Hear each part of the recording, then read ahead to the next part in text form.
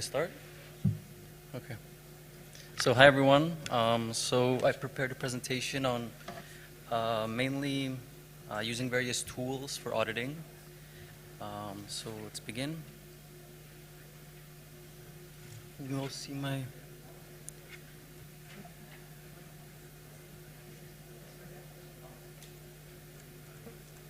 Okay, perfect.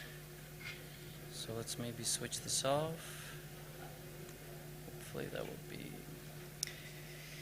Okay. So let's begin at the top. Yeah, let's do that. Okay, so a little bit about me. So I organized Bitcoin meetups in 2013. I worked on the Gnosis Dutch X and the Safe around 7 years ago. And I've been doing the last around 5 years, I've been doing security audits. So I have, a long trace of various bugs. But to be fair, a lot of I felt my audit process, I always felt like my audit process wasn't really sustainable. The bugs required extremely high effort. And so 2 to 3 years ago, I embarked on a journey to make the process more efficient. And here I'd like to present the results. Yeah. Yeah. Okay. Maybe I can just move it. Would this be better? Okay. So I found myself working at Trilobits. I got an offer from a Czech company called Aki. And so why did I leave? So they wanted to invest in tooling. And so that's where I went, and that's where we developed a tool called Wake, which is also one of the things I'll be presenting today. So why did I feel that was a good idea? So I felt that there were things in Trilobits tooling that warranted rewriting from scratch. So I have 4 things listed here. So in particular, so for example, Slither uses a library called CritCompile, which tries to figure out which framework you're using and compile your project. But the issue is that it doesn't really have control over the compilation. So if you want to, for example, build a language server, which I'll also be showing, then you're at the mercy of the underlying framework, right? So one thing that you might want to do when you're building a language server is you might want to try to minimize the size of each compilation unit so that when the user makes a change in their editor, like in VS Code, the recompilation is very fast. Yeah. So all the other tools, they try to minimize the number of compilation units. So they try to minimize the time for first compilation, whereas maybe you want to try to maximize the number of compilation units so that you optimize for recompilation. So that's one thing that I'll be showing today. By the way, if you guys have any questions, then feel free to jump in. I can answer on the go. So I think fuzzing in our industry, we call it fuzzing, but that immediately evokes it's something that has to run very fast. And actually, the way we do fuzzing is not by just sending random data, because the reality is most of it would fail, right? So you try to be a little bit more intelligent and you just send the appropriate functions, so the appropriate ABI encoding. But even that is mostly going to fail, because if you try to transfer a token without sending an approval first, it will always fail. So the way we actually do fuzzing is it's more like modeling. So we design flows or rules, as they're called in various frameworks. And so when you think about it like that, when you think about it as modeling the system, then it's much more better to write it in a language where you can write it really fast, right? So my favorite language for modeling stuff is Python, so I felt that it was a good idea to have a framework where you can model economic and financial blockchain systems in that language. On the static analysis side, so I felt that, for example, Slither doesn't merge compilation units. So this is really, really tricky, because you might have like this diamond pattern, right, where some library can be compiled with multiple Solidity versions, so it has the appropriate pragma, but then it's used in 2 different contracts that pin that Solidity version. And so as a result, you have a valid project, you'll just have 2 different compilation units And so this is kind of a problem because the way Solidity works is it gives you this huge JSON and it just numbers the nodes one by one. And so even if it's the same file, let's call it lib, it's going to have different IDs in 2 different compilation units. And the reason for that is Solidity doesn't go file by file, it just goes node by node. So they're going to end up as different indices.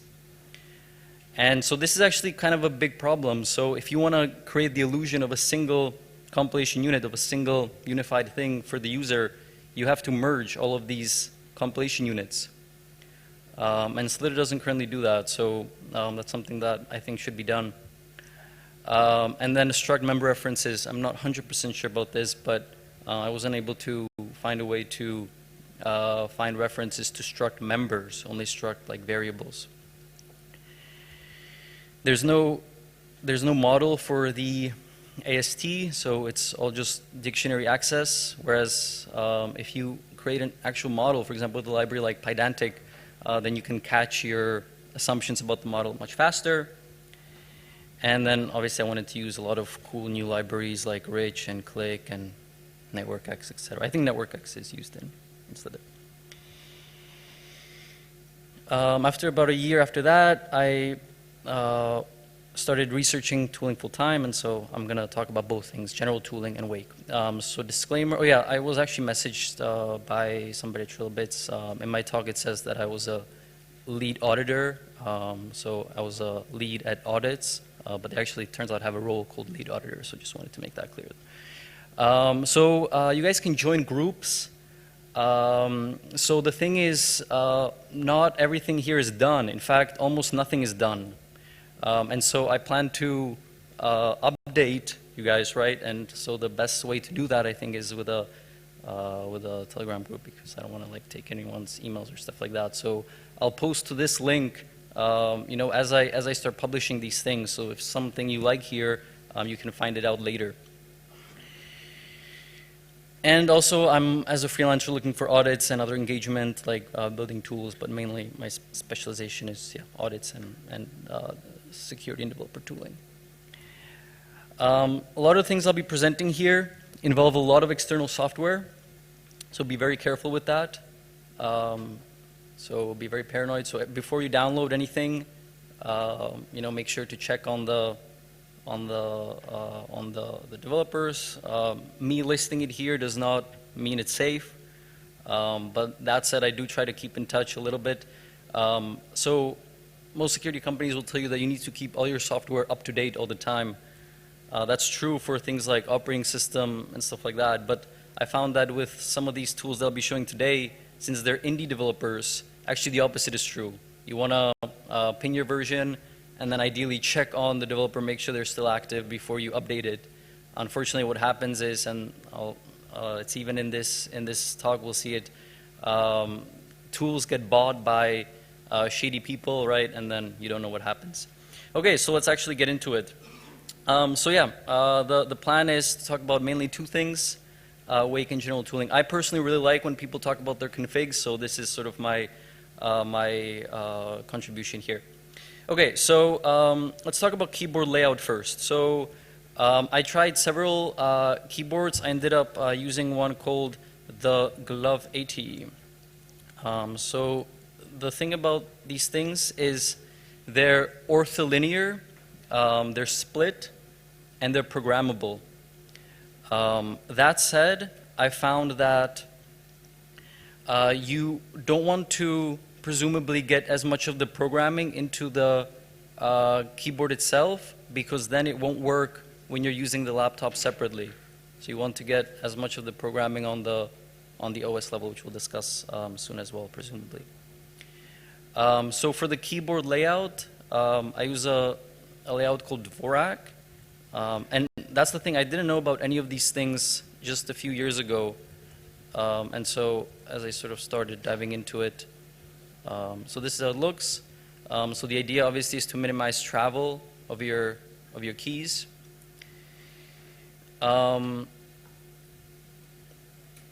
Yeah. So some of the things I learned along the way. Oh yeah, and then the third thing is what for example, Apple calls human interface modifications. And so for that, you can use a tool called Carabiner. So let's actually see it in action right here. So the way it works is it creates a JSON, or you create a JSON, and it reads from that JSON for the modifications. And JSONs are pretty hard to create, and so you have a tool called Goku, where you can write it in a more succinct language called EDN, and so you can use that. So some of the things I learned along the way, don't have too many layers, for example, for the programmable keyboard. It's nice to have the same key on different sides of the keyboard. Redundancy is fine. It's easier to learn something where the keys are closer together than before, than if they're like really far. So the main two layouts that people have, apart from QWERTY, is Dvorak and Colemak. So the reason I didn't go for Colemak is JK, which is a very popular key combination, obviously. And so as a pure chance, in Dvorak, they're next to each other, which is just, I guess, pure chance. Whereas in Colemak, they're not. So if you want to, be able to use those two keys very efficiently, then that's something to consider. One thing that's really cool, which I guess I didn't know, is that it works on pretty much every single various device.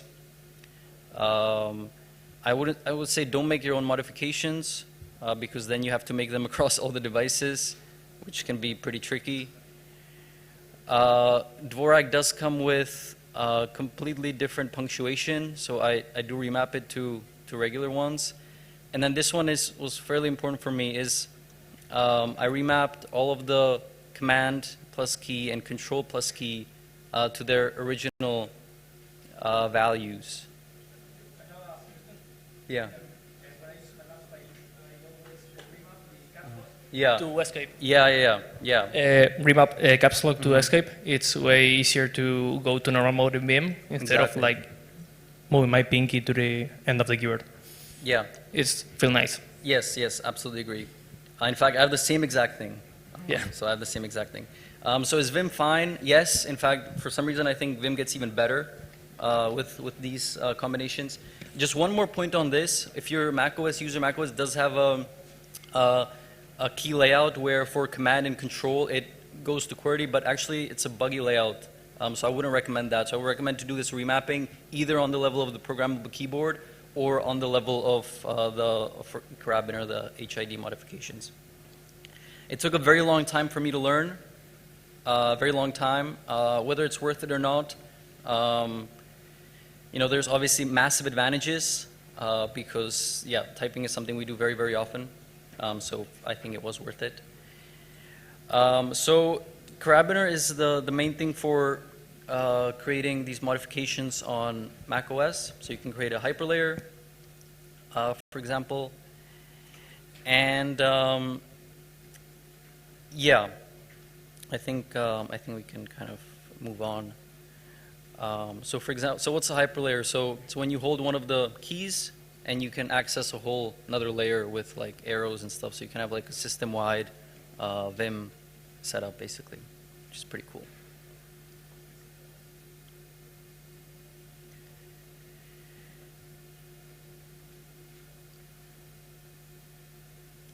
Don't spend too much time on this. Obviously, once you learn it, use it. I haven't touched my config for many months now, which I'm very proud of. So one thing I didn't know also, which I might have just considered if I was starting again, is there are already some existing layouts. So you might want to check into that before you go into. I'm planning to publish my layout as well. So currently, I have caps lock bound to escape, and when you hold it, you get the hyperlayer. And then therefore, I don't need escape itself. So that switches to the last app, which is really, really cool.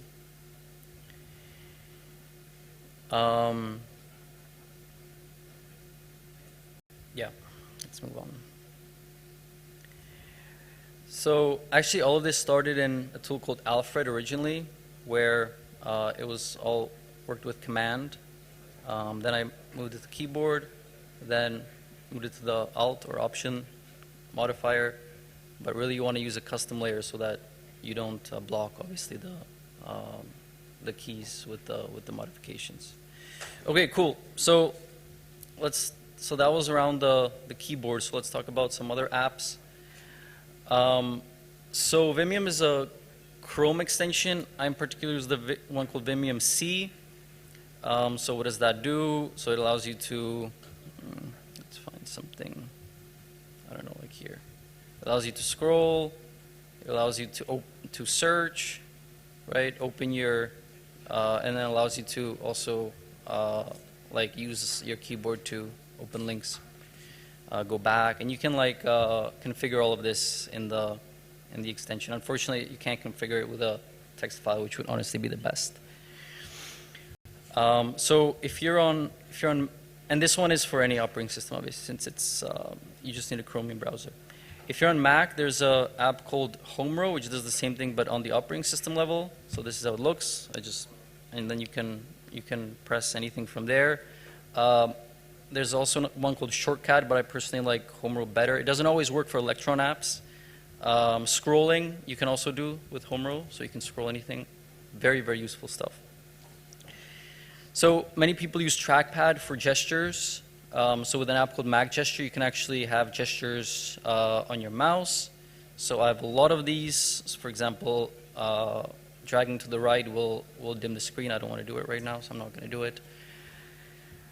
So this is the one that you want to be careful about. So so this is an app that does several things. So it allows you to minimize your menu bar, and then you can search it.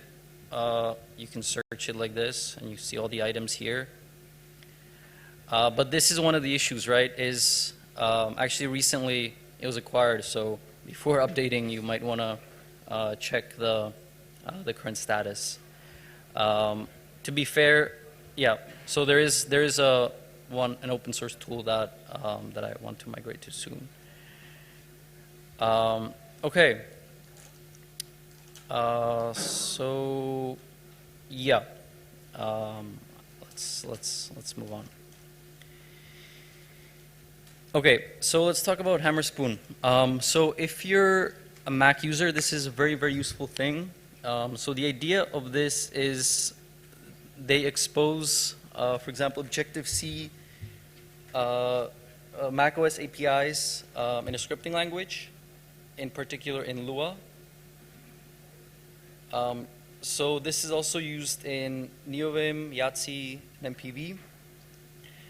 If you don't like Lua, you can also use Teal, which is meant to be a typed version of Lua, or Fennel, which is meant to be like a Clojure or Lisp syntax. I found that with Teal, people don't really use it because instead the most popular Lua language server has support for types. So people use that, for example, in the Neovim community. And then other, obviously, honorary mentions are Keyboard Maestro, Raycast, and Alfred. So window management on macOS is very, very hard, but I'm pretty happy with the solution so far, so I can show you. So what I do is I take the function layer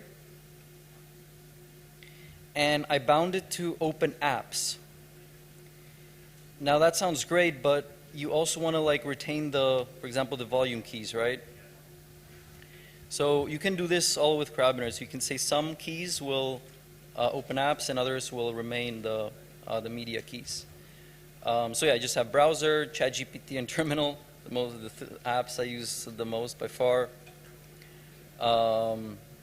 Yeah. And you can go really crazy with this. So in case anyone's interested, my current setup, so you can combine the F keys with various modifiers, right?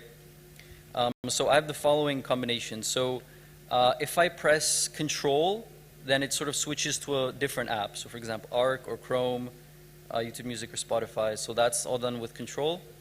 Then Shift as a modifier forces it to be on the current screen, the current monitor. And then Command does a different monitor, next monitor, it loops around, and shift command does previous monitor.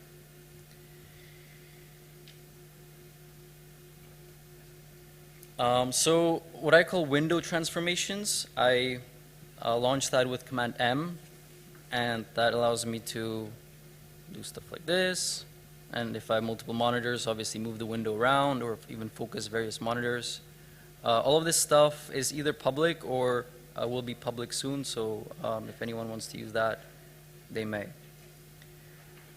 Okay, and then I also have this launcher at Command Control A, which is basically like meant to be the best way for me to enter into all of these commands. So once you start, writing all of these commands, you don't want to keybind everything. Some of it you want to keybind, but maybe some of it you want to keep as like a command, like a searchable command.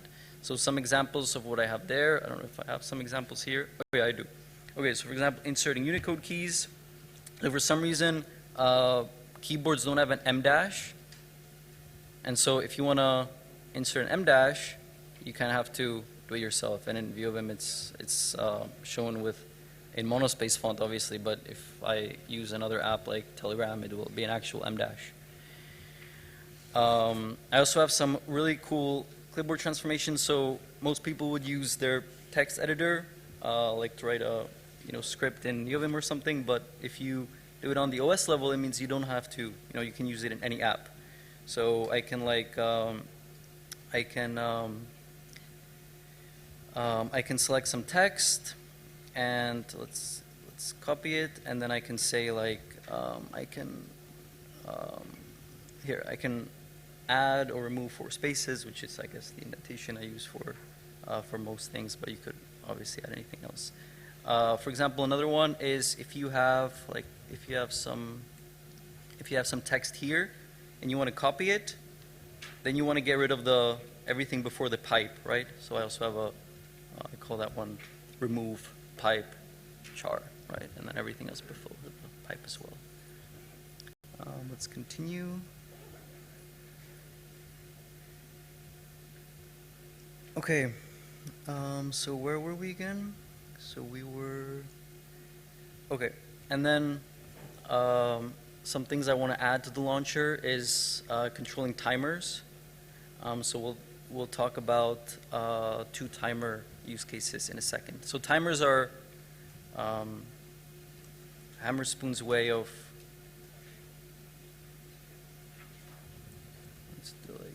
right? So this is like Hammerspoon's way of being able to schedule stuff. So this is an app called Dash. It allows you to get like documentation for various things. So I use it for like Python documentation, Lua documentation, Hammerspoon documentation. So it's offline and you don't have to go to the browser.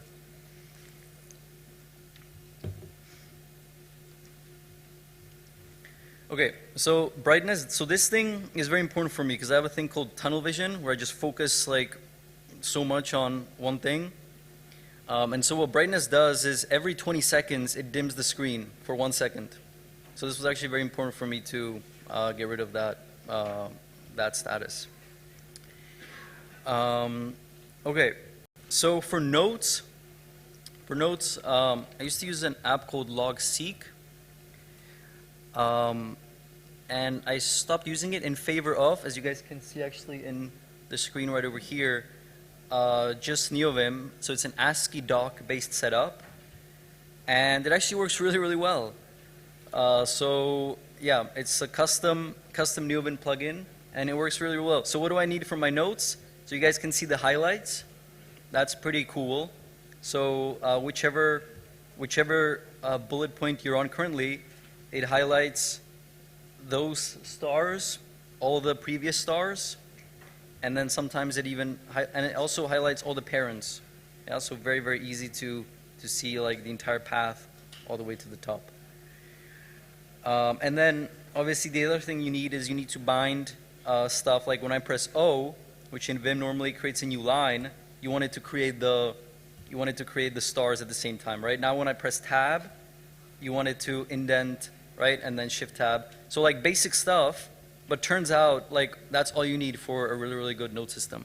And if I ever wanted to publish this online, ASCII doc obviously has a HTML conversion, so that's very easy to do as well. So this one I haven't published yet, but yeah, we'll be publishing soon. So it's based on ASCII doc, so that's the name of the format I'm using, and then also the tool that can generate the HTML export.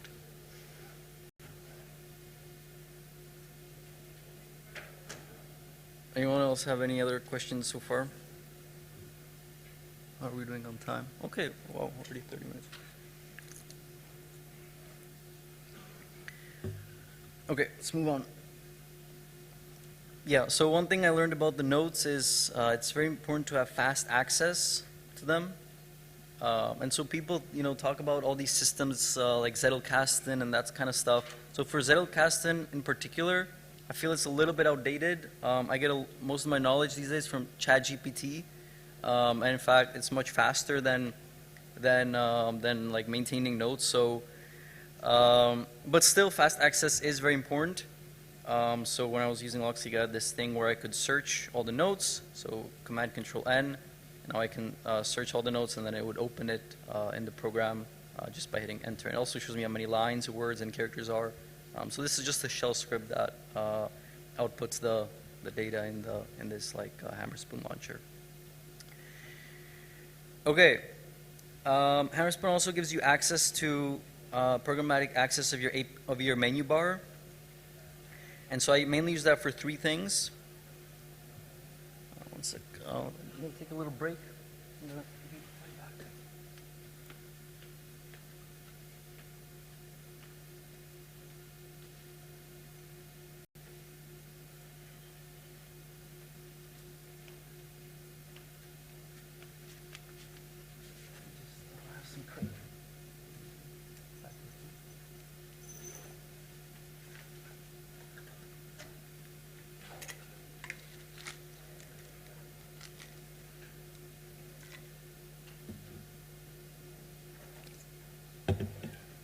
So the first one is for showing me the layer of the programmatic keyboard. So currently we're in normal mode. And so this is really, really cool how the keyboard, if you change the layer of the keyboard, so the way I do that is it sends a private key. I catch it in Carabiner, and I use that to call Hammerspoon, a particular Hammerspoon URL, and that changes the menu bar, so I can see very visually on my screen always the layer of the keyboard you're currently in. And then number of windows on each screen. So currently I have 23 windows. I can actually even click on it to see all the windows, although Arc is kind of misbehaving, it looks like right now. And then something I did actually quite recently, which is pretty cool. So if I, let me see if this actually works, because I haven't tried it just on my personal laptop just by itself. So Toggle for me is the best tool for counting time. And yeah, so it's worked really well right now. So when I press Command Control and then the pause button or the play button, it resumes the last session. So the last session is called, the last project is called Devcon, because the last thing I was doing was preparing this presentation. And it does actually two more things. It also shows me the current time today and the current time in the last 7 days. So this is a visual representation to make sure I'm always counting the correct project that I'm working on, and also kind of a motivational thing. I always want to be obviously above 20 or 30 hours in terms of work done in the last 7 days. And daily, I want to get to, whatever, 5, 6, 7 hours, whatever. And then obviously if you, I can also launch the app, right? To see all the details and all the projects and stuff like that. I can show you guys how it looks if you're interested. So you can see the calendar here, yeah, and the list and all that stuff. So that's for me the best one. So should we keep the time counting now, or should we stop it? I'll keep it counting, just to get more hours. Okay. So obviously hours are not important. The output is important, but from a personal perspective, it might motivate you. Okay. Yeah, so that was the menu bar. Okay, so let's talk about terminal emulator. Yeah, so to be clear, I went from a person who mainly used VS Code to somebody who used terminal emulator. So is it better? Like I think it is, obviously, but there's kind of a learning curve, right? So there's a lot of stuff. These programs, they're pretty simple in how they work. It's just bytes in and bytes out. But they're also not so advanced. So even to this day, the most modern terminal emulator, like for example Kitty, cannot actually handle well multi-code point graphemes. Yeah, or and the editor can't either. So for example, if you want to use emojis, yeah, let's see some emojis. Let's for example go to Wake. And then let's like open some random file. Okay, so this is something I'll be showing in not long.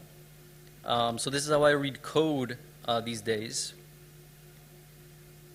And so it's based around emojis to a large degree. So they allow me much faster to see the uses of a particular identifier, because every identifier has a unique emoji. And then the colors are also, every identifier also has its own color. So, like, yeah, I mean, I was going to talk about this later, but might as well talk about it now. So in syntax highlighting, we do the opposite of what we want. We highlight useless words like class, def, try, and for, and we don't highlight the important stuff, which is the identifiers and their uses. So this flips it around. And I think I can also try to increase the contrast. So let's try to do that. Let's see if it works. H, and then let's. Okay, so it's, yeah, this is pretty experimental. It's only like implemented in a few days, so it doesn't work right now, the increasing of the contrast, which is fine. So basically you can also fiddle around with the contrast. Obviously if you have higher contrast, then you can see the uses of your identifiers much better. By the way, it's a pretty small screen, right? So we can also like split it like this and bind it together. But then if you have very high contrast, it's also like visually striking, so it's not that great. So I have like pretty low contrast, which makes it very, very pleasant to read.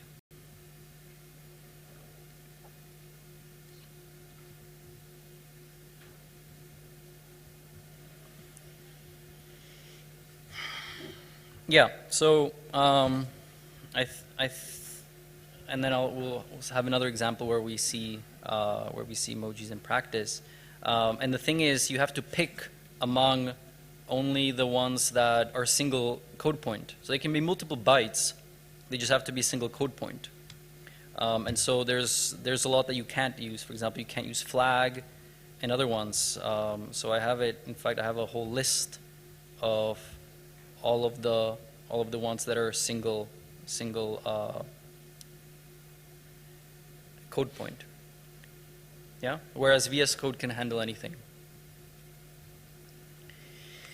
Okay, so this actually is not meant. I'm not at this point meant to talk about Kitty here, the terminal emulator I'm using. That actually comes later. So in this section, I was actually meant to talk about the hammer spoon uses of Kitty, but let's talk about that a little later. Let's scroll through everything right now. Yeah, I mean, like, just last thing I'll say, like contexts. If you want a better version for Command Tab, then check out this app. Yeah, and I think that's enough. I spent too much time on window management in the last few years. So what I learned using Hammer Spoon. So as with any other thing, you want to have a very fast iteration process. So for me, instead of reloading the entire thing every single time by clicking reload config or even like having a key binding, I find it much better to just reload one single module. And so the way you can do that, yeah, I mean it's pretty obvious. you can interact with a CLI or like with a prompt thingy instead of with this, but it does not support readline. So readline is a very popular C library that is used in many various prompts to handle text essentially. So for example, it's used in, if you just type in Python, that actually uses readline. Unfortunately, yeah, so this actually uses, so you can very quickly jump between the words. So Lua by itself, or HS, does not unfortunately use readline. Yeah, so you can't quickly jump between words, which kind of sucks. And you can't really embed it, you can't really embed Hammer Spoon in an external Lua program, which is unfortunate because then you could use Lua P, which is the readline version of the Lua console, and then interact with Hammer Spoon that way. But unfortunately, there's not really a way to do that because the binary itself is like cross-linked with Mac software, so that's pretty unfortunate right now. Cool.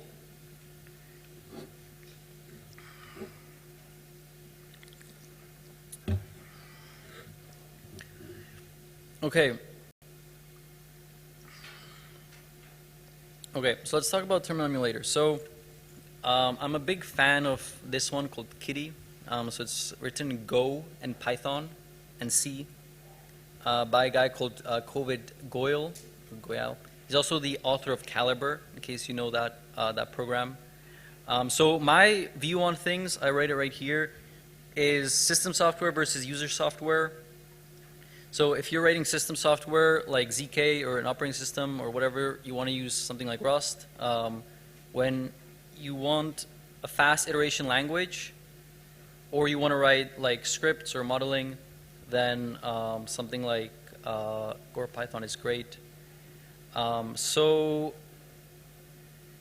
yeah, it has things like you can launch a console, you can for example, if I have some output, let's say, where was my, let's say we, for example, have some file here.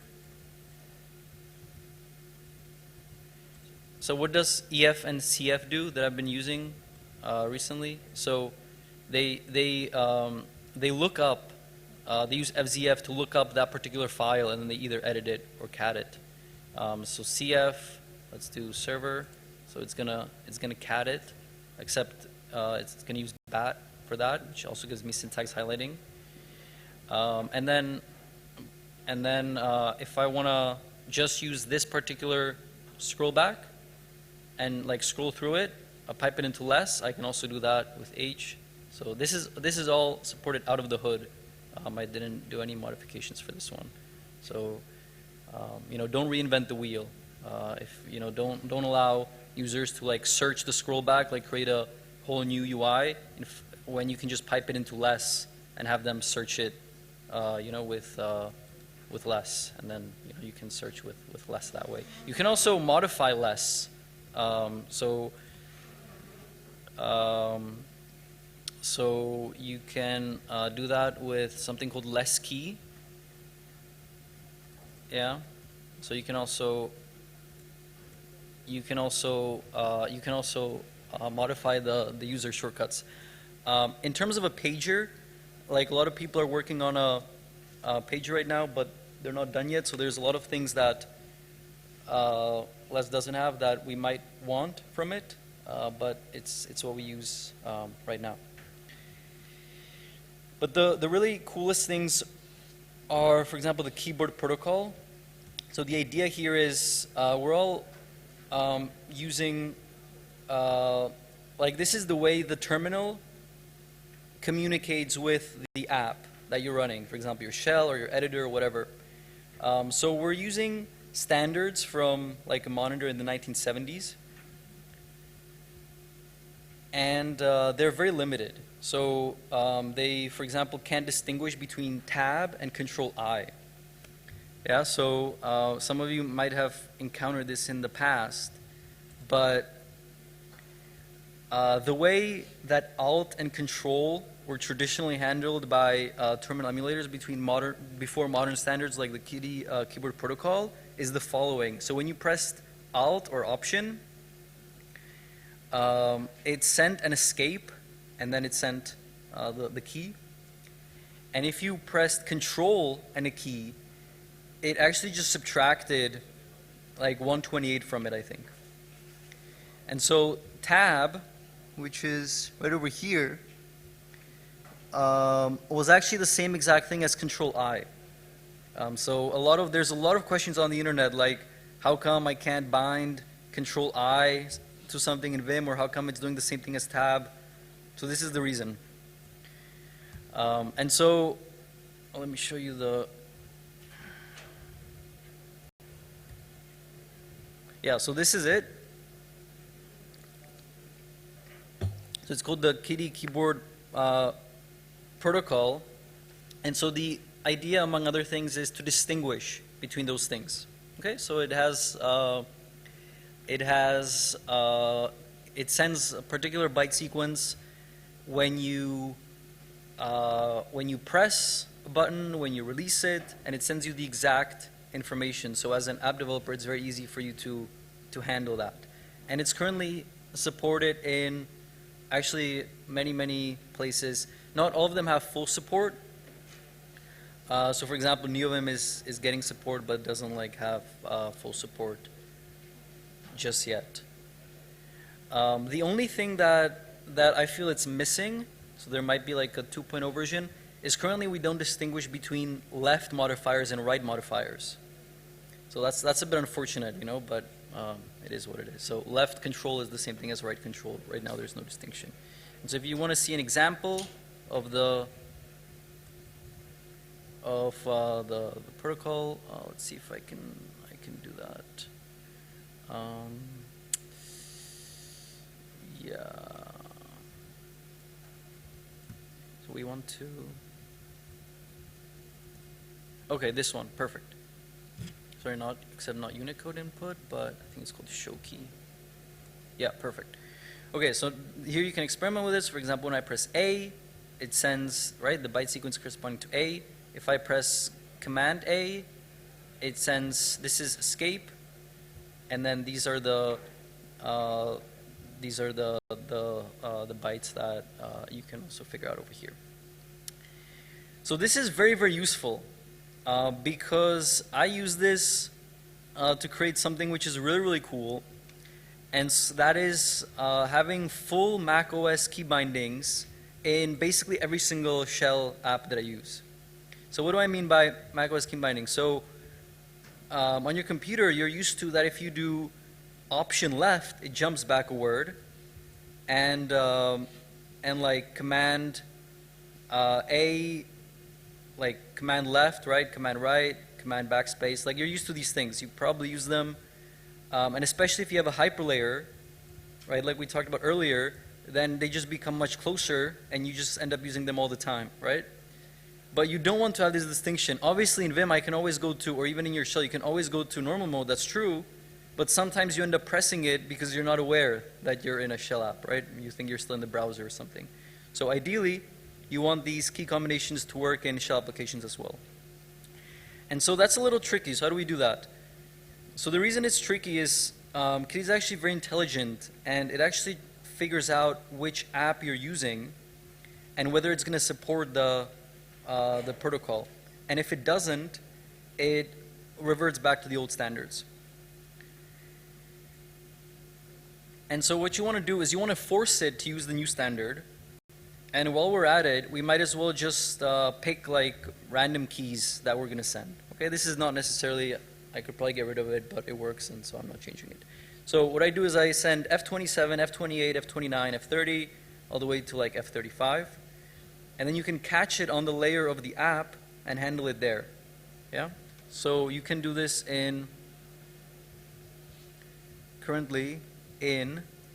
so this currently works in everywhere that readline works in, which we talked about. So for example, Bash or the Python console. This works in ZSH. And let me also say, because it's not obvious, which of these required custom handling and which of them didn't. So readline required custom handling. So that one is interacted with a file called input.rc. There we go. And so this is how it looks if you wanna get it to work in Bash or in the Python console. It's just this. Let's look at how to do the same thing in ZSH. So that one is a little different. So let's see if we can find it. How should we do this? Here it is. So this is how you do it in ZSH. Yeah, and I mean the other ones are similar as well. So readline, which is new shell's a version of readline, so in Rust, it actually supports it out of the hood, and so this is available there out of the hood. And so if you use new shell, you can, yeah. Okay, so it doesn't work right now. Oh yeah, because, okay, it doesn't work right now. Actually, I had a pull request to new shell which got merged a few days ago, so I guess I'm not on my version, I'm on their version right now because it's not working. But this stuff was merged into new shell as well a few days ago, so this also works in new shell. Same with IPython, created a pull request recently, was also merged. So let's see how it works in IPython. So let's, for example, go somewhere here, and let's get rid of everything. Let's go back to, yeah, so you can type some text and then you can, yeah, so this was very important for me because it was extremely frustrating when I'm used to this working in most places, and then I'm, doing my happy, interaction with Wake and IPython, stuff like that, and then you press one of these keys, and sometimes what you get is it clears the entire input. Yeah, so this is very, very frustrating. So I spent a lot of time making sure this works everywhere. And yeah, as I said, 2 of my PRs have been merged recently, so now it works also in new shell and in IPython. And for a long time now, I've added work in Neovim insert mode and command line mode. So let's look at command line mode. So it works perfectly in command line mode, and I can also do backspace, obviously, right?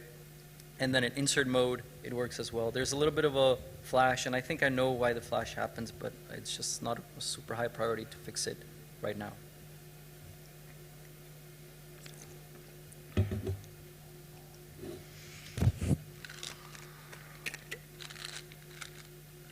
Okay, so I think we're in the foundation section in terms of everything I learned regarding the terminal.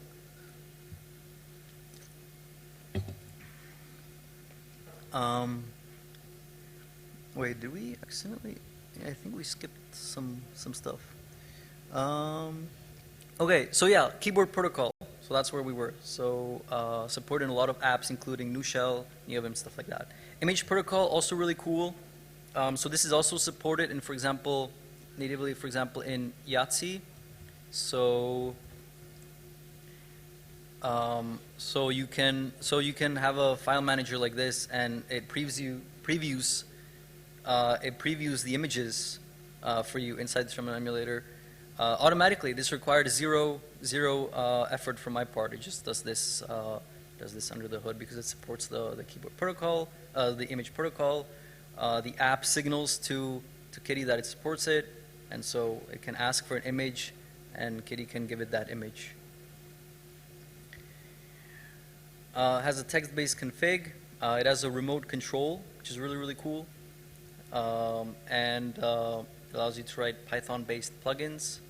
For example, one thing that I wrote recently is this tab bar customization, which I really like. So the second letter always shows me the app basically that I'm using, but like I limit it to just a few.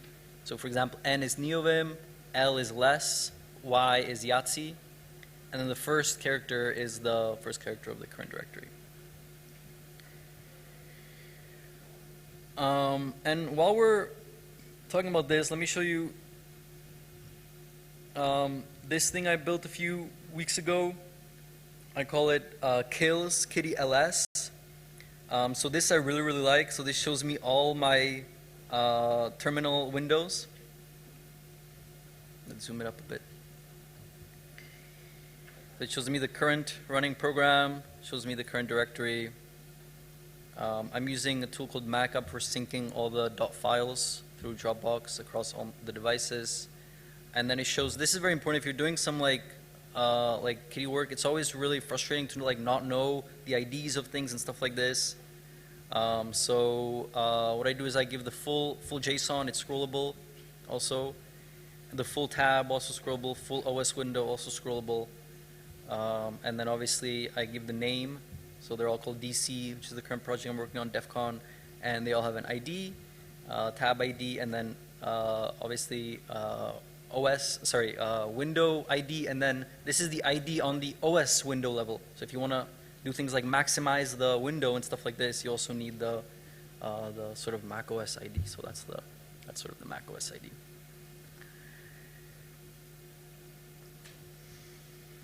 Okay, so where were we? We're kind of jumping up and down, but I think I'm doing a fairly good job at like giving structure and stuff. So let's just continue. So we might come back, but let's talk a little bit about command line tools. So one thing that you might want to check out is this link right here. You can also, you can also open it in the browser. Yeah, so the idea is like there's a lot of advantages, right, to trying out new stuff, and this is the best article for like doing that I have seen. Okay, so currently I'm using Z Shell, but I plan to migrate to Nu Shell. So Nu Shell is really, really cool. So let me tell you two main advantages. So in traditional shells, like all types are strings, right? And that's kind of annoying because you might want to have a dictionary or a list, and it's very, very painful to keep on decoding and encoding everything as like strings. And so Nu Shell is like, you don't have to do that. You can use your strings if you want, but you can also use more higher level types. So you can call functions just as you would external programs, but now you can also pass in things like dictionaries and stuff. But honestly, the main advantage, I personally would say, is it makes it very easy to create shell programs. That's for me personally the largest advantage.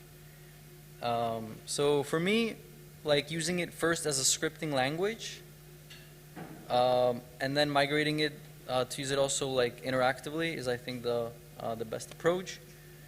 And while I was using it, I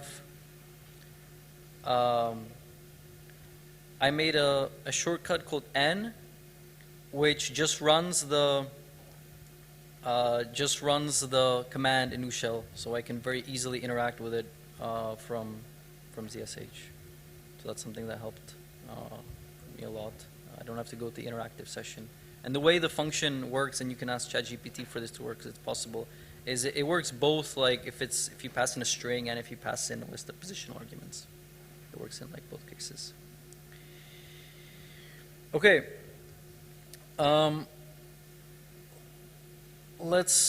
Where should we go? Let's jump here for just a second. So for listing directories, I used to use a tool called LSD. The issue with that is that it's a little bit nicer than EXA. The issue with that is that macOS also has a thing for last modified for files. And for example, if you want to sort it by last modified, LSD unfortunately doesn't give you access to the last modified thing. So I had to migrate away from LSD. And so currently I'm using a tool called EXA. And yeah, I mean, you see it when I do L. You can also see it when I do F. That's a tree view. And moreover, this stuff is also available as a CD hook. So you can do this in ZSH. So you can run any program on a CD. So if I CD, it automatically lists. And so, for example, I can, with Zoxide, I can jump to a directory, and I can have it give me the tree view, and if it has a README, it also shows me the README. Really, really nice.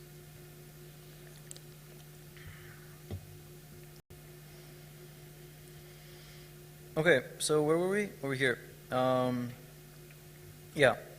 Yeah, we talked about all of this. Deoxide allows you to jump between directories super quickly. Let's get rid of some tabs here just to make everything a lot simpler. There we go, 2 tabs. So where were we again? Let's see. Oh yeah. So this, and then you can also use ZI, and it pipes it into FZF, and you can see all of your solutions that way. So you can, and then obviously if you press enter, I pressed Control C, but if you press enter, then you can CD into that directory. Okay, I feel like we went quite far with this, so let's maybe back up and see if we missed something from above. Let's split it. Okay, so we talked about Kitty, right? So let's talk about Kitty and Hammerspoon integration. So normally the way I work is I have my laptop and I have 2 monitors. And the convention that's worked for me is I name all of these Kitty windows as position and project. So for example, there will be L scratch, R scratch, L Devcon, R Devcon. And I have a shell command called KSOS to rename, right, to name the OS window essentially. And then you can bind Command Control Tab to switch between windows of the same project. Very, very useful. And as we already said, Command plus an F button goes to the next window of the current app. And there's also Command Tab, which does context. Remember the context app we mentioned earlier? But just for this current app. So all in all, I have 3 ways to navigate to windows of the same app. Very, very useful. It sounds trivial, but it's actually very useful. So let's write them out over here. So Command F3 to go to next. Then we had Command Control Tab, next window of same project. So this is next monitor. Yeah, I mean this stuff is meant to be as an inspiration, so it's like not really important that we get it exactly correct. And then obviously there's also like Command Tab, which is just contexts switch. Yeah. Okay. And so that allows like really, really high level handling of all the windows. So for example, Command Control E shows me 3 things. It shows me all of the projects I'm running right now. We created a new window recently, so let's give it a name. Let's call it RDC, or like let's call it also DC, just like this, or maybe like 2DC or something, right? And so now let's press Command Control E. So now we just have 1 project. In the first window, I have 2 Kitty windows, and in the second one, I have 1 Kitty window. The second thing that allows me to do is to create a new project interactively. I hope this will work. I'll show it in a second. It's a fairly recent addition. And then to open any of my saved projects. So let's try to create a new project interactively. I can also get there by doing Command Control Shift N. So let's do it that way. Command Control Shift N. So what this is going to do, so the idea of this is the following. Once you start to think of your windows as projects, let's say you want to start an audit. You don't want to have to go into one of your existing windows to git clone it, right? You want to sort of do it both at the same time. You want to git clone it and create the window. So the way I do that is the following. So the first thing that happens is it creates a new window called New Project, and it gives me 2 tabs there. So here I can do my git cloning. Okay, so here I can do, whatever. I can do my git clone, and then it creates this TOML file, and as soon as I close it, it's listening to the process, and as soon as I close it, it's going to open the windows to work on. Yeah, so this solves the problem that you can both do your cloning and you can launch the window. So let's see it in practice. So 3, 2, 1, close it, and bam. So what did it do? Currently the way it's configured, is it opens one window called lproj, and then rproj, and obviously this is customizable. We call our project proj, so that's what we get as a result. But we could have called it something else. So, yeah.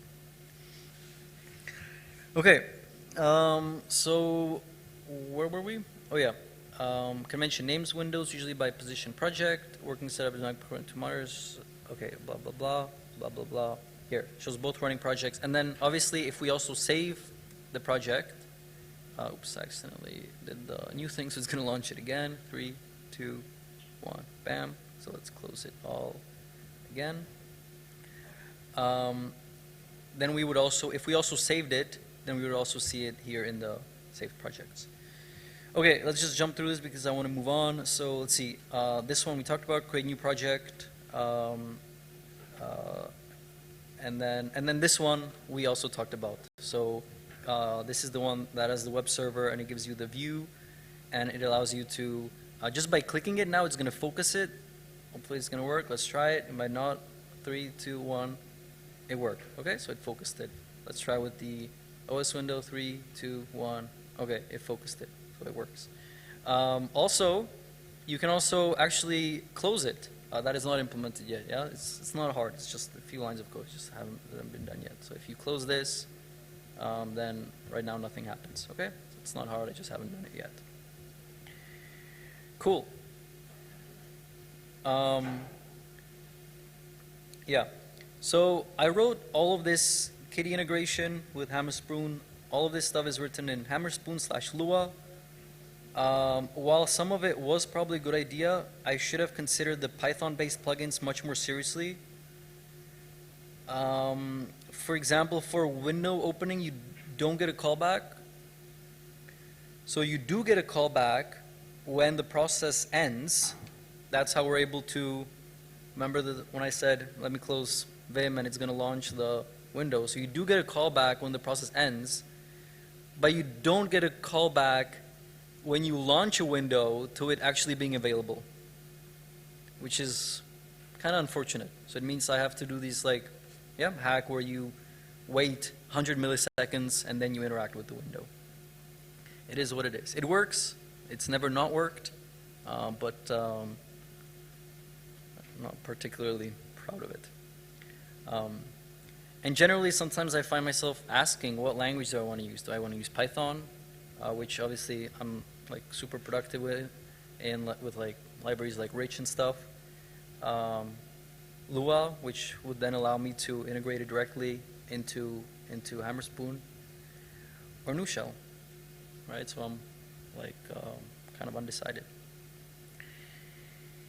Window management is really, really good in this term emulator. There's some really cool built-in plugins, like for example Unicode. So this allows you to search for any Unicode character.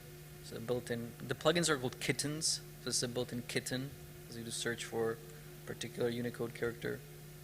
Hints. So that is where, for example, if you had a link, or actually I could show hints probably like this. Let's see if that works. Well, okay, so I recently rebounded, but you can, for example, this might work. Okay, let's just give me 10 more seconds to try it out. So let's see if we have, for example, echo hi. There we go. Okay, so what just happened there? I mean, nothing fancy. It's a kitten that I'm bounding to a particular sequence. I can even show you. I can maybe show you in a different tab. And yeah, I mean, honestly, I don't think I need to show it. It's not that interesting. But since I'm already here, I'll do it. So hints is right here. So map kitty mod, which is command control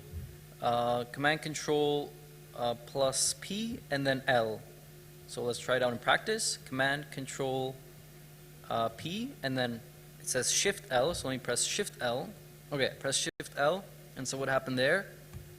So it ran a kitten called hints -- type line dash dash program, the current scroll back, dash dash multiple. So now I can press 1 and it copies it to my clipboard. I can press 7 and copies it to my clipboard.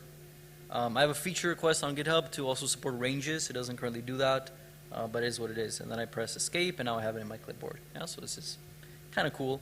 I think most terminal emulators don't have that. Most people do that like with Vim and stuff, but this is very useful if you have some output so that you don't have to use the mouse, right? The idea here is I completely eliminated the mouse. It also ships with nerd fonts, so these are kind of important. So a lot of CLI tools like LSD and EXA, they show you these icons, and you need like what's called a nerd font. And so you can either download it online, but Kitty ships with the nerd font, so it's going to work. It should work out of the box without having to download anything. And then tab bar, recent edition, we already talked about that. You can customize obviously how your tab bar looks. Let's continue. Yeah. So would you guys prefer I show you Wake or I finish this? What would you prefer? I show you Wake? Because we don't have so much time left, unfortunately. So I'm going to show you Wake, but I also want to talk a little bit about this, so let's see if we can do both at the same time.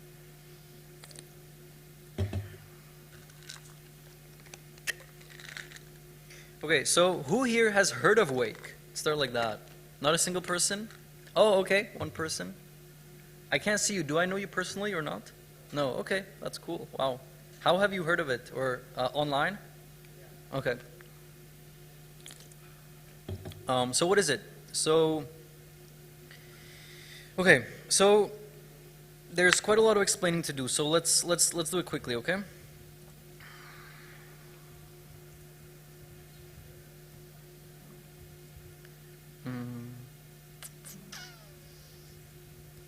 There we go.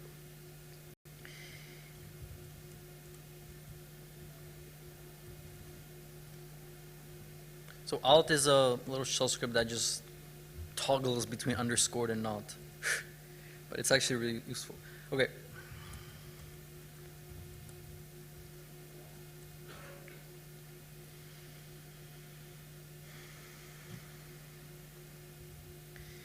So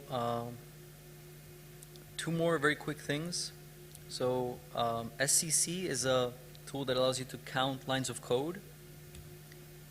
And I have a version called SCCD that does the same thing but for directories.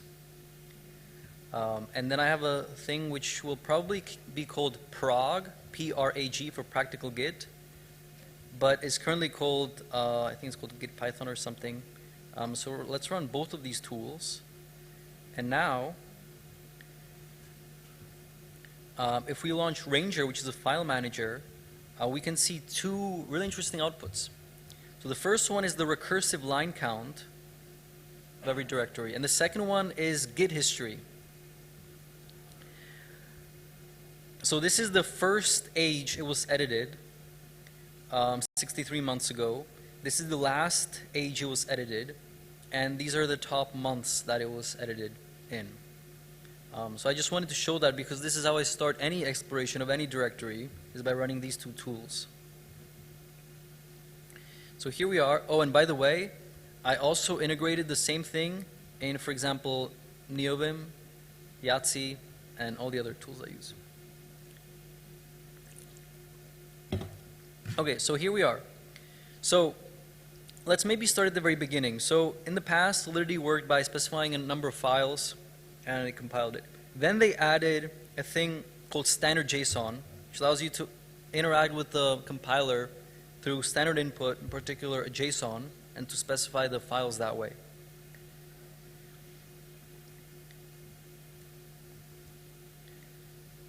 The issue with that is people want to have dependencies and they don't want to specify the remappings. They want to say just import at OpenZeppelin, and they want it to work. They want to say import node modules at OpenZeppelin, etc. So what they added is a thing called include paths. that allows you to specify, okay, include paths, node modules, and now everything that, for example, if we do import add Open Zeppelin, if it doesn't find it, it's going to look in node modules.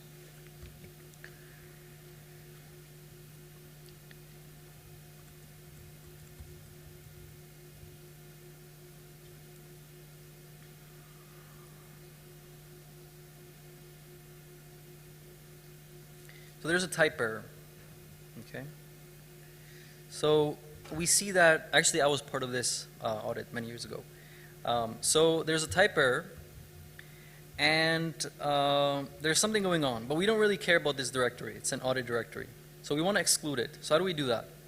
So let's start by running wake init config. By the way, if you want to see the help just very quickly, this is how it looks. In fact, we can even get it in color this way. We have to rerun it. There we go. So let's run wake init config. It's going to try to create intelligently the current config file. So it detects that the contract size is over the limit, so it has to enable the optimizer. It does that, and it still gets the same errors, right?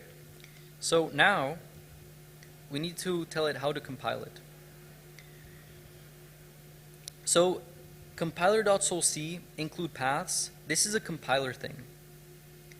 Whereas exclude paths, that's for the tool.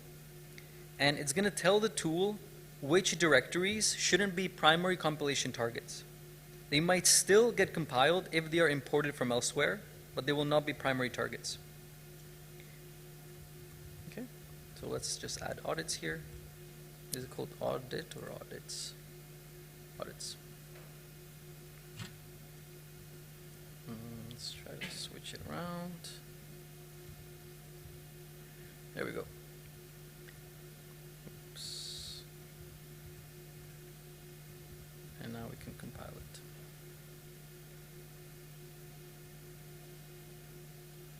And this is a clean Git clone, and we were able to compile it.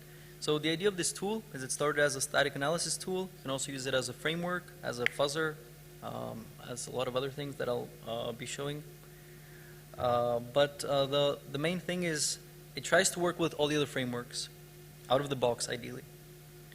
And as you can see, it did work out of the box. This was kind of a, well, except if we excluded the audits. This was kind of an easy example because they actually don't have any dependencies. There's no dependencies, so it was fairly easy. But even if there were node modules, by default, node modules are actually in the include paths by default for the tool. So if you come to a hard hat or truffle project, it will work out of the box. It will not work out of the box with Foundry. It will, but listen. So the reason is Foundry kind of screws up the entire import system. So it doesn't just work with include paths like we've been using for years. It actually strips out the SRC from every dependency which they have like as Git submodules. And so it actually screws up the entire thing. Luckily, we have a special adapter for, especially for Foundry as well.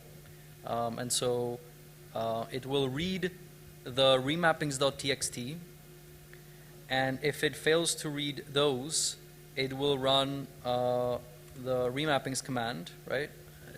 I believe this is what it's called. This is what it's called. I believe this is what it's called. Something like that. And then it will put that into the config for the compiler.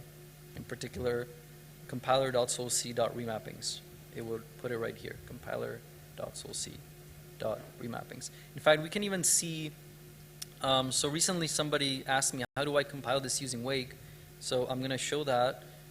So the project that they asked me to do it on was this Code Arena project. So let's try to copy the link. Let's try to, let's see, how should we do this? Let's just do GCDB, single depth, single branch. That should hopefully get us where we want to be. Oops.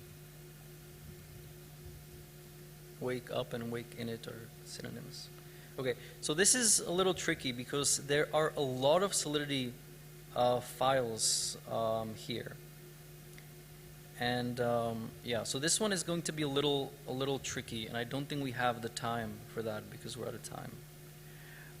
So instead, let me show you what you can do once you compile it. So one of the things is we give you really easy access to the AST. So for example, let's create a new thing.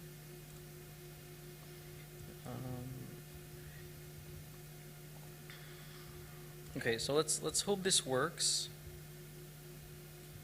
I haven't tried this stuff before the presentation. Okay, it worked, right? So anytime, you know, something can go wrong and then it requires maybe 5 minutes of focus, which I don't want to do right here. But, so this in particular, we have an inheritance graph. This in particular is a reference graph.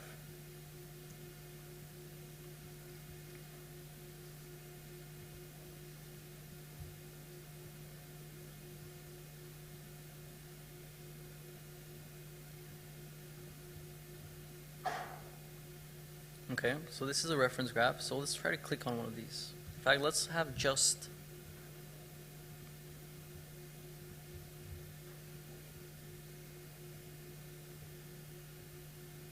okay. So this is references of the functions.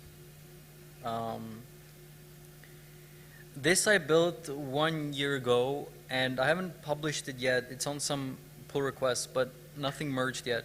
But I plan to publish it soon. A lot of people are, like, people ask me, like, for this, even though it's, like, not really public yet.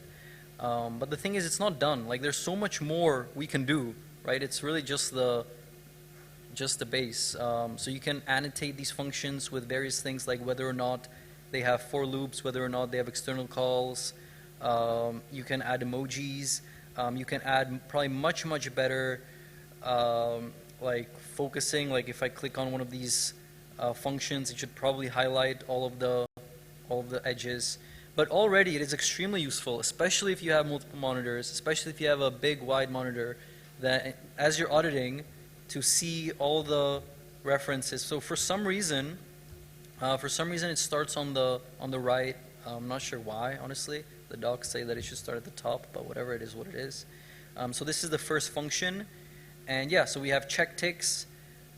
So I do call it a reference graph, but the arrows are more in the direction of a call graph. So this function calls this function, right? This function calls this function, and so on. And same with inheritance graph. So this is, in my opinion, better than anything that's currently available. I personally have not found anything even close to these tools that I built for myself, but I think they might be also useful for other people. In fact, just by typing in Wake init printer -G, you can create any printer you want. So it creates this file. We can go there.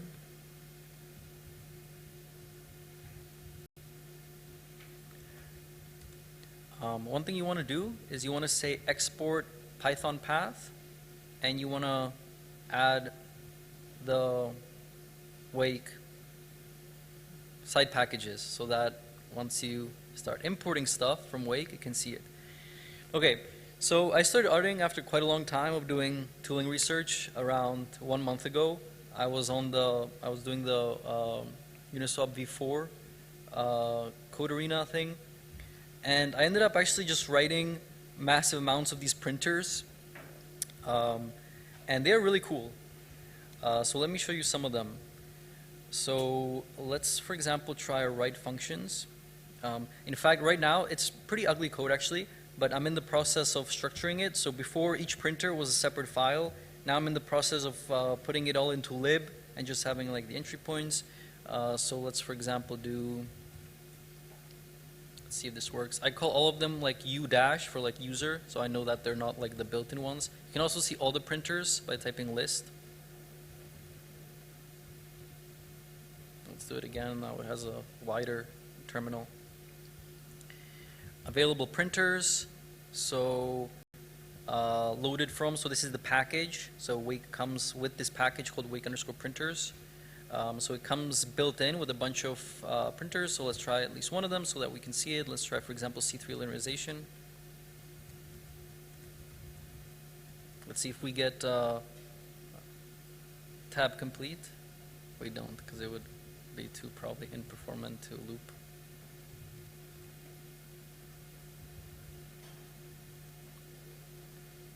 Okay, so this is like similar stuff to what you have in existing tools. The difference is all the stuff I've been mentioning, like you have the unified vision into the entire code base. So when you write printer, it's going to work on all the symbols there at once. Yeah. So these are the ones we have right now. And let's see. Okay, let's try to run, for example, this one.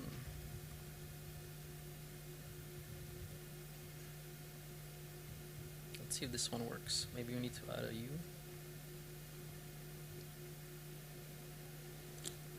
And did it work? Okay, so this is something that I wrote for myself. So it's called write functions. So this is really interesting. So it takes all of the contracts in your project. It puts them all here. It sorts them by the number of statements, but it is C3 resolved. So for example, if this was this very small file, if this was the most derived file, it would still be last. So it resolves the C3 inheritance, and then it counts the statements. And for each of the contracts, it goes back in the C3 linearization, and for each ancestor, it shows you the all the storage changes of all the functions. It shows you the full storage layout. There's nothing in this particular contract. And then it shows you each of the functions. So you can actually just audit it. It's much faster to navigate all of the different functions. Let me show you one more thing. So let's do, for example, I mean, I have this one called types, which is pretty cool. Oops, I think I'm in the wrong directory.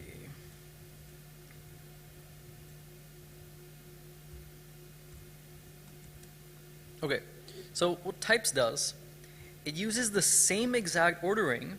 Yeah, so that's where it's important to put this logic into a lib so that you can reuse it in all of your printers. So it has the same exact ordering. Now, for each contract, it shows you the number of statements, C3 resolved. And then the types one is meant to be for like peripheral things, like struct types, enum types. I don't think it shows events, but it does show, I think it does show storage variables, and it definitely shows constants. So that way you can read the types, all the structs and stuff, and what they mean before you even begin. And the final one I want to show you is the reference graph, or the call graph, but inside of a terminal. So I actually don't remember the name, so let's see how I call this. Contract call graph, I believe.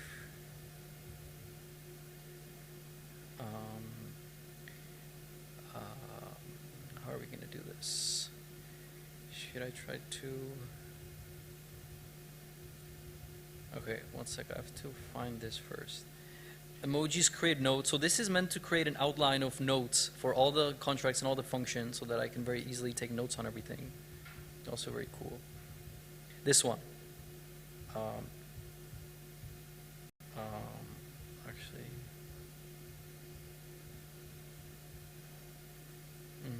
Okay, let's try this one. Yeah, it worked. So what is this? So this is the full call graph. So when you're reading a function, you can, let's say you're reading tick bitmap position, then you can see the entire depth of the entire call graph.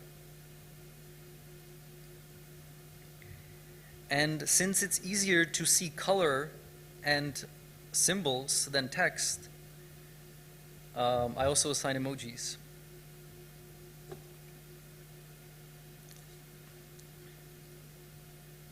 Yep.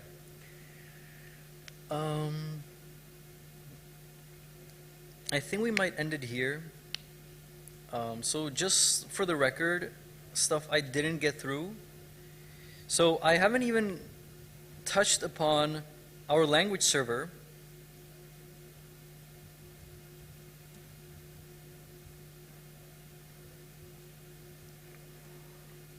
It used to work in Neovim as well.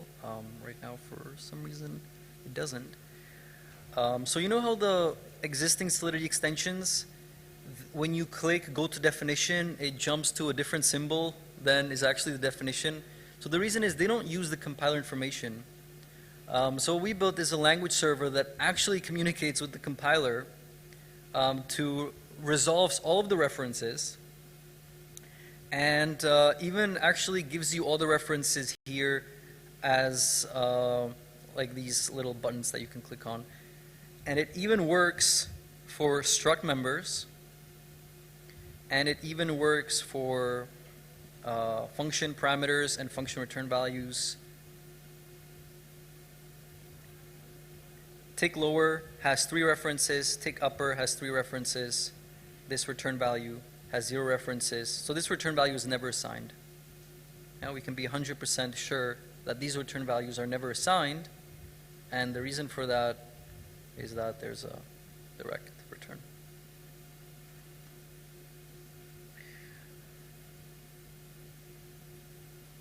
So what we haven't gotten to is the fuzzing. So I guess next year or next time, some other time. And let's see what I have not been able to do in terms of the other stuff. Yeah, everything around Neovim, like the emojis and the percentages that I showed,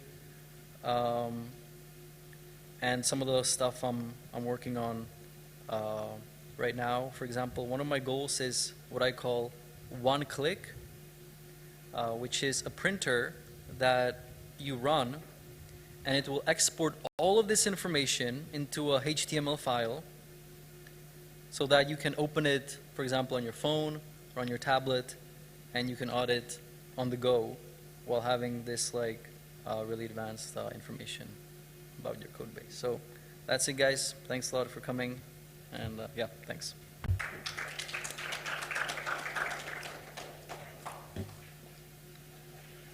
Does anyone have any questions?